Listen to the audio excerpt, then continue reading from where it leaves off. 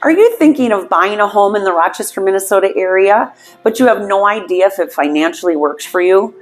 Well, you're in the perfect place. First, before doing anything else, you need to know how much you can afford. The very first step when looking to own a home is getting qualified and approved for a home loan. You need to understand the costs associated with owning a home and qualifying for a loan. Don't put the cart before the horse and go house hunting just yet. We need to get your financing secured so that you don't lose any money unnecessarily. Hi, I'm Kelly Domaille, owner and associate broker of Domaille Real Estate with eXp Realty. So your very first step when buying a home is meeting with a mortgage lender and getting qualified. I have amazing references that you can meet with to make sure that you're safe and secure regarding the financing aspect of purchasing a home. A good lender will take into consideration your income, your debts, and any other circumstances that will affect your financial picture.